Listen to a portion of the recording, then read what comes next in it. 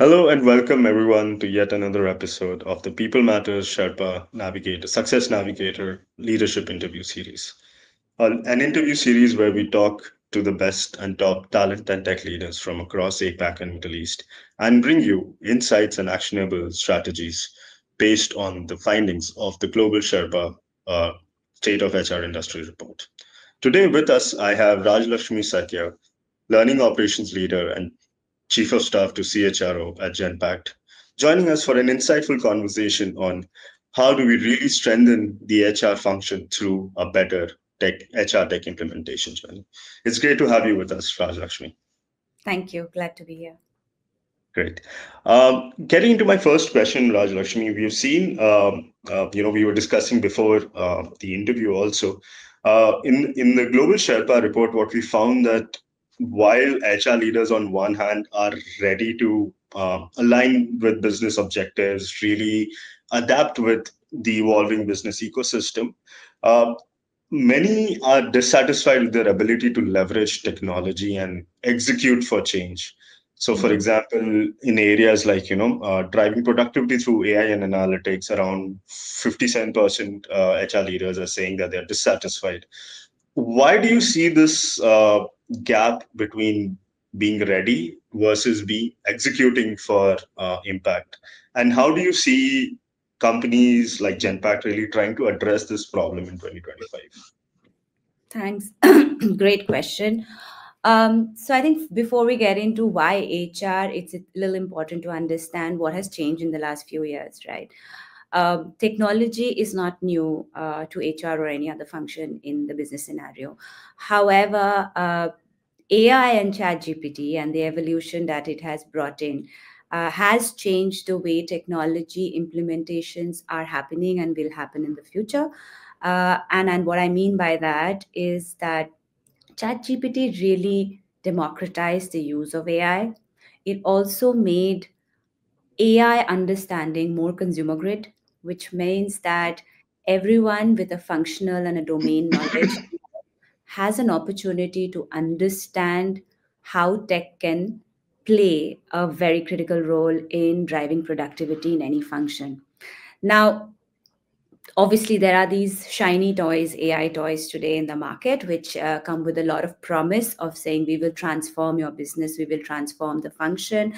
But there is obviously still a lot of work happening in the how of it. So Yeah. we get why is it important, we get the art of possible. But implementation, when it comes to implementation, the reasons for dissatisfaction in the HR function today are due to various aspects that we're still solving, right? And I wouldn't say that we have really got it entirely yet, and that's just the nature of evolving nature of AI. It's moving so fast, right?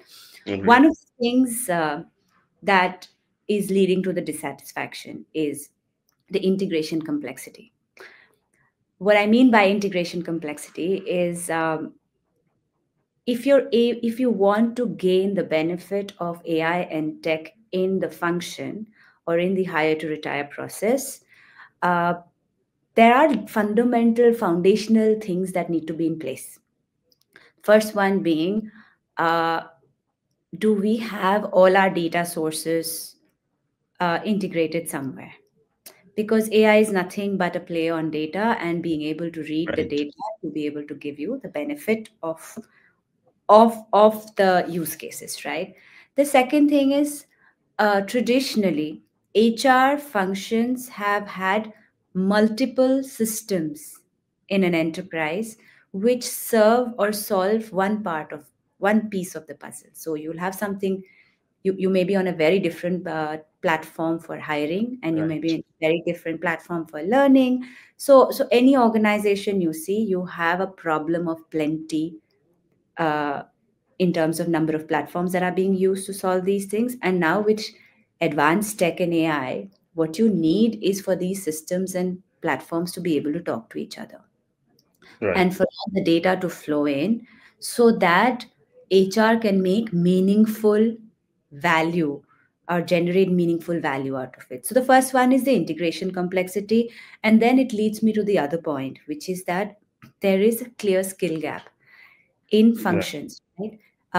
As HR professionals, we are good at domain. We understand the HR practices and how it works, and there are compliance and legal, nuances to HR as well, right? So that itself is very complex. And now, for us to be able to bring that uh, and solution HR problems or practices using new tech requires a bunch of new skills. For example, if I'm in HR today, just knowing my domain knowledge is not enough.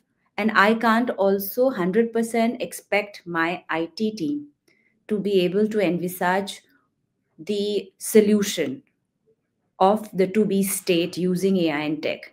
It Right, requires right, HR leaders, right, to understand, have a more techno functional understanding, which means a bunch of more skills that we need to build.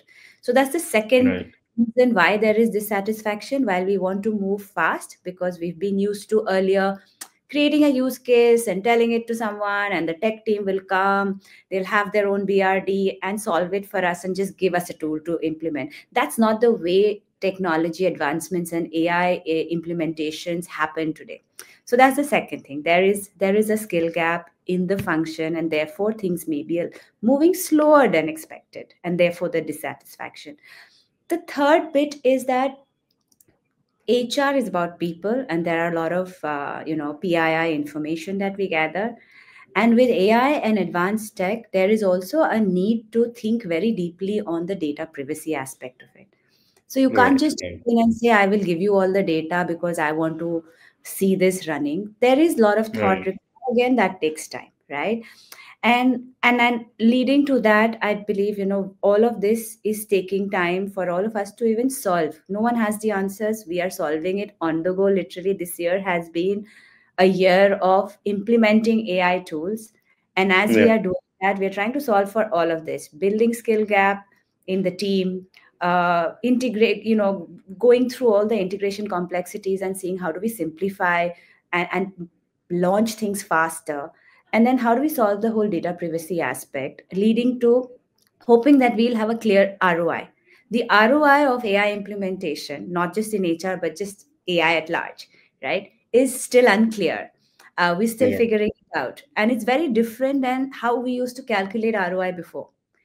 uh, it used to be very binary before. Today it's not that. And there is a lot of unknown, and hence I am not surprised that the report says that there is dissatisfaction in the HR community. But at the same time, I would say that I think as a function, they have been very HR has been very forthcoming in embracing all Right, these changes and right. actually saying we will go and use and deploy, and I am seeing productivity. For example, hiring.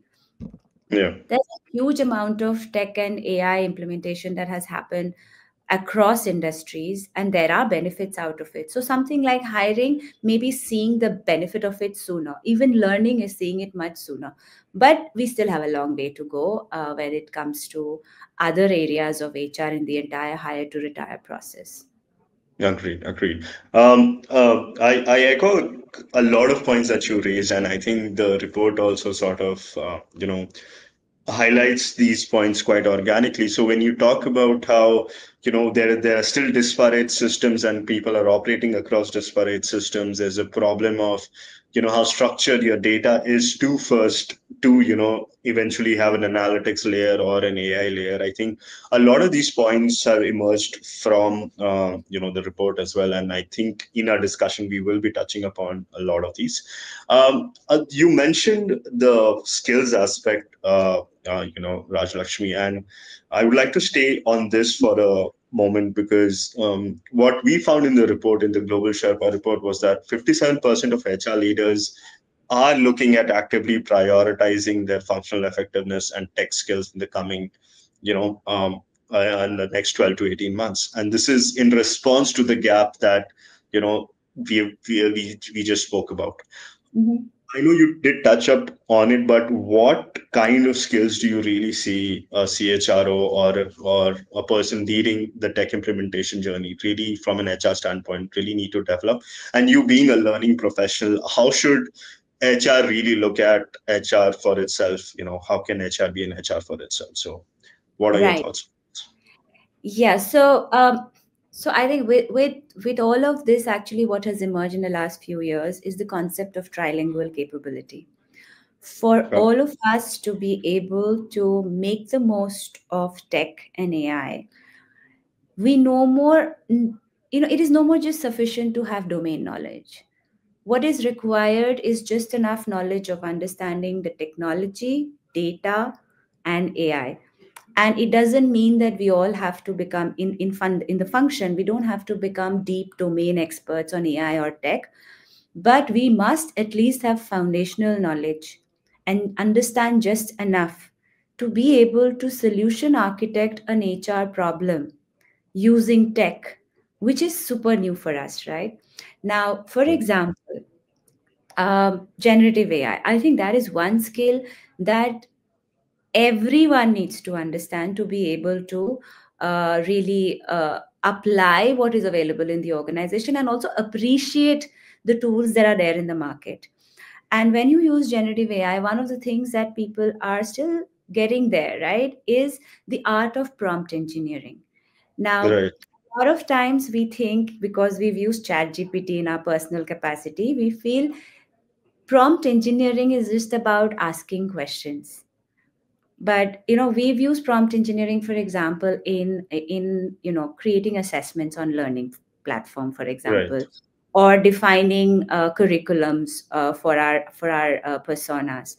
Now what we've seen as a practice that just getting the prompt right, sometimes a right, prompt can go into 4 or 5 pages.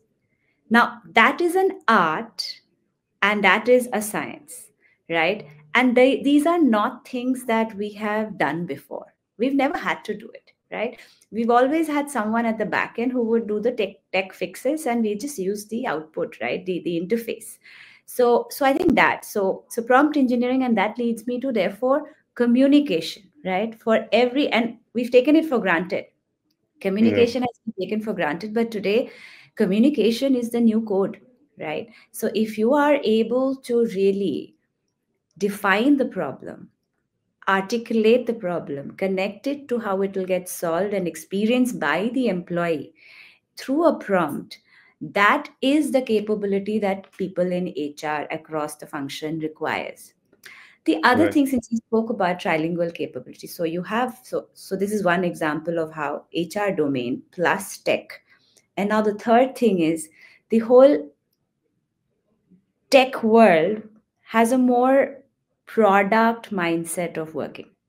What I mean by that is there's a different way of working that is getting introduced into enterprises. You have to appreciate and understand that you will no more be able to define the end state and solve a tool or a product as a one go. It has to be an iterative approach, and that iterative approach means that you have to understand how to work in an agile fashion. So agile is another skill that I think HR functions need to be able to truly appreciate why things are working the way they are. Otherwise there will be dissatisfaction, right? If you right, go in right, with the expectation that, you know what, I'm going to give my requirement and someone's going to solve and give it back to me, which is okay because that's how what we've been used to, but appreciate that with new tech and AI, that whole way of working is changing.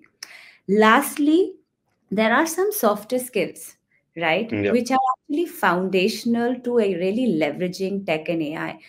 So some of the skills we've been focusing on are critical thinking, collaboration, and communication. Now, these three I feel are foundational things for you to be able to really understand tech and AI and deploy it for the function. So, if you're not able to think critically, and what does think? It's a little more than problem solving, right? Critical yes, thinking is almost like saying you're trying to imagine something that is not in front of you, but and you're trying to see how and what tool is going to solve it, or how you're going to work with the tech team, and therefore collaborate almost like joint at the hip. So yeah, those are some of the skills I feel, that is the skill gap I'm talking about, because traditionally HR or any other functional leader did not need to get into all this. But when I said like AI is making everything consumer brute, it's in your hands. It's up to you now how you bring yourself up to that level to be able to use it. We're not anymore in the system where, I mean, the power of AI is not about saying someone will give this to me. You also have to appreciate and understand how to use the front end of that tool. Right, right. And I think it comes out from your what I really get out of your responses across these different skills that you mentioned, be it tech, be it soft. As I mean, we love to call it softer skills, but I think they're equally, if not more, essential than technical skills today. Absolutely. But yeah, but what I get out of this is there's a lot of newer roles that are going to emerge. There's a lot of newer expectations from HR leaders that's going to emerge with technology. So skilling is the is perhaps HR leaders' ways of ensuring that they're able to, meet up to those new expectations as technology really Right. reimagines the HR process to an extent. Yeah. Thank you. I do want to add the point about data as well, though. I mean, I think I missed that. That's a Sure. significantly important capability as well. As Great. HR, Thank you. I think we have to understand data as much and be able to use data for insights. Understood. Understood. That's again. That's I think that's also a point that the report really comes up with. Talking about you mentioned how the external world, the HR tech world or the tech world has a very product mindset. Just staying on this point for a moment, what we found in the report. So we spoke with both HR leaders and HR tech leaders and HR tech partners, and what we found was a misalignment when it comes to how HR leaders are identifying and implementing technology. So the product mindset where tech partners are really excited about building new products versus really meeting HR demands around customization, compliance, and even allowing for an ease of maintenance and allowing for greater configurability. We see these points emerging as misalignment between HR tech and HR, between what HR tech uh, solutions are providing and what HR leaders are really looking at. How do you see this misalignment play out? I mean, in your work experience, and looking at maybe 2025, what changes do you think can be made to ensure there's a better alignment on these two parameters? See, the power of using technology and AI is in appreciating that it'll only happen at scale. Yeah, Now, and therefore, you see most of the HR platforms, HR tech platforms and partners, uh, they are working on building a product and they're open to iterating that product to meet the lowest, to meet the maximum requirement of large enterprises. So they will have products defined at different enterprise sizes. And you use the word configuration, and that's very important for HR functions to understand. There's a difference between configuration and customization. And you see that fundamentally we've been more used to getting very, very customized solutions, which makes the whole um, solution very narrow to a particular company. Now, as you want to leverage AI, the yeah, power of AI is in using and accessing all sorts of data points that come to your systems. And that will happen when you are working at a system, a software as a system approach, which usually comes with platforms that are configurable. And the reason why they don't allow for too much customization is a lot of times in the past, and I'm an HR professional, and I'm saying it that we have gone to really customize things to the death for really no reason. So I yeah, think there is a requirement for all of us to also understand that are we customizing just for the sake of customizing, and why is it that the configurations don't work? And this is important to understand, right? Because if your systems are not talking to each other, if your systems are not aligning to how the industry systems are being built as well, yeah, you yeah, will never have a set of data that can be analyzed in the context of the industry movement, right? And for business and HR, when they start thinking about how do you create value for business, business will always want to know, like, how are we doing as opposed to the industry, how are we doing as compared to competition.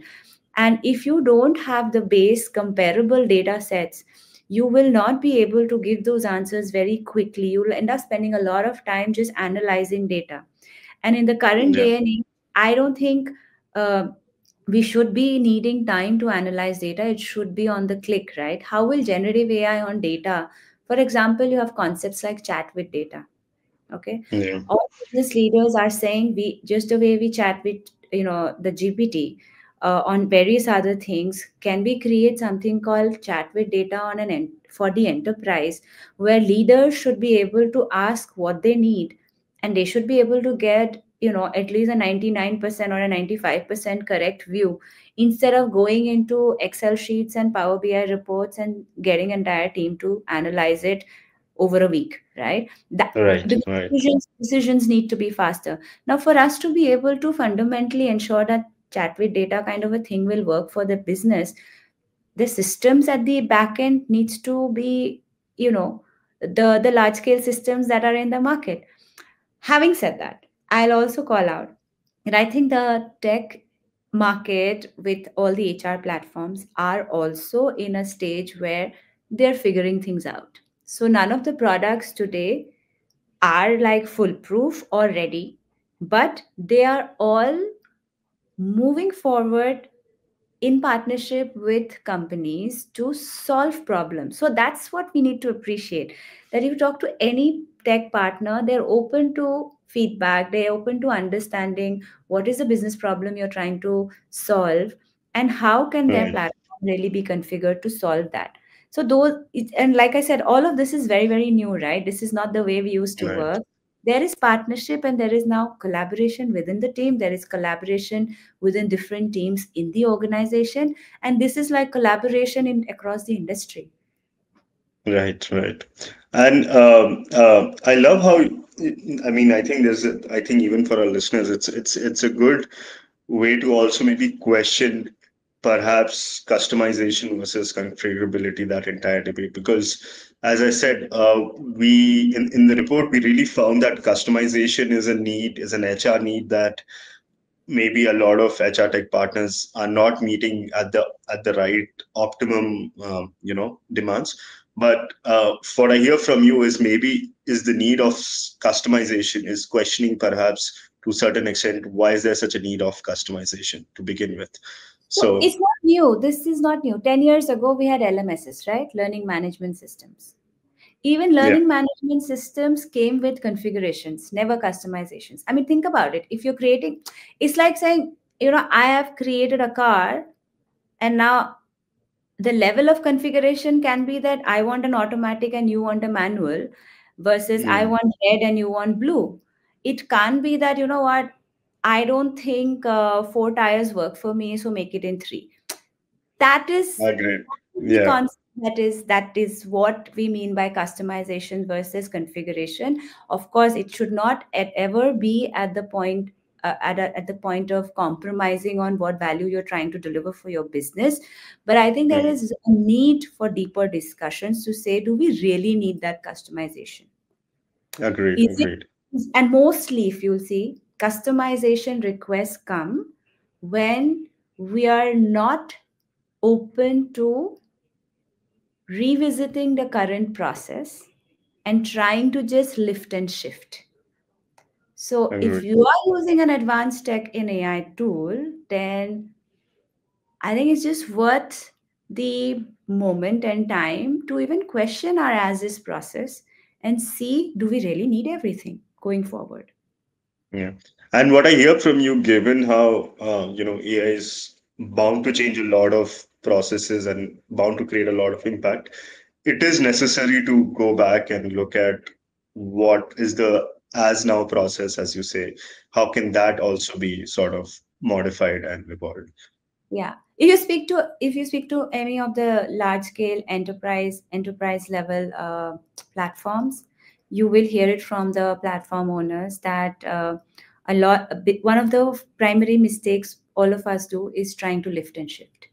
And I think it should be, if you're investing in new tech and AI, I think it's an opportunity to also revisit the current process and then see how do you're going to make a lot of investment, right? These platforms are not Right. cheap. So Right. I think it is important to see how do you get the maximum out of this whole implementation for business. Right. Right. Um, Coming to my next question, Raj Lakshmi, we've spoken a lot about HR skills, HR tech, but one of the critical factors which has been emerging for the past couple of years, and it's going to be more highlighted, is the entire piece around employee experience. And Mhm. how can technology, leveraging technology, especially with AI in its slightly ambiguous form right now, what is its impact on employee experience, and how can it be used in a way that it creates it reinforces a positive employee experience rather than becoming a cumbersome technology layer for employees. What are your thoughts on this, and how are you sort of navigating this fine line at your company? I think employee experience is only going to get enhanced. Of course, we do have a little bit of a runway, right? Until everyone understands what this means for me. But clearly, systems today are far more easier to use. Um, and the big shift is that earlier, at a personal level, I would be used to a very fancy phone and great apps which had great UI, and then suddenly when I come into the company, then I have to kind of deal with very archaic, hard to navigate systems. I think that is changing. There is a lot of focus on UI on any kind of systems, even enterprise systems, because I think what ChatGPT has also done is that it's bridged that gap between, why should enterprise tech be so complex, right? So True. I think it is only going to become better, and I think employees are already feeling it, right? There we have younger people joining the organization who often ask that, why do I have to click so many times to just apply for leave? Now, why can this not happen on my mobile? Why do I have to log into the laptop, etc.? And these are small things, right, in terms of experience. And by the way, employee experience should be at an organization level, thought through at every touch point of the organization, from the point they start to join the organization, and through their journey year on year, right? So we there is a lot that is happening with AI already, with onboarding, etc. However, I do feel that there is still that element of how much of element of human in the loop should be there in all of this, Yeah. because as human beings, we all like that interfacing with a real person still. I don't think we are completely okay with an AI or a bot telling us welcome to the company. And Right. that may change in the next few years, but right now I think at least what AI is able to do is take away a lot of mundane inefficiencies and time lags for things that earlier would take a few days because the response time was higher. The new tools are able to give me information, and at least the basic information or a response much faster, and that is useful for a new employee, for example. We've been using AI also to kind of reach out to our employees at different stages of their employment in the organization, just to check on them, to say, how are you feeling? How is it Right. going? Right. Is your manager supportive? And those are great things, because earlier we used to be able to do like an employee survey twice a year, right? Now, with Right. Right. more sophisticated tools and AI, we are able to define at what intervals do we want to reach out to people who belong to different stages of life cycle in the organization, and ask very specific questions, which is one, for a large organization which has like lots of employees globally spread, it's easier Right. access, and for business, it's powerful data to tell us what is working, what is not working, and managers to know that, hey, something is wrong, you need to go pick up the phone and talk to someone. Especially, and this is Right. this is going to become even more important. Just one example I'm sharing. This is even more important now when we are in a hybrid model, right? Most organizations are in a hybrid model. If I don't bump into you in the corridor or at the water cooler, right, how am I supposed to know that you're having a bad day otherwise? So Right. there is a lot that technology can be leveraged for to gauge, enhance employee experience. But I think we are in the journey, and depending on organizations' level of maturity and of adopting tech, it'll take time. As you see more and more usage of tech and AI. Right, right. Thank you for that, Raj Lakshmi. That actually was my last question, and I think our conversation has really, I mean, I really hope it helps our listeners unpack a lot of important lessons, but also perhaps ways of rethinking how existing processes are already being done. Um, Thank you for joining me, Raj Lakshmi. Thank you for giving us your time. Thank you so Now much, back Ro. to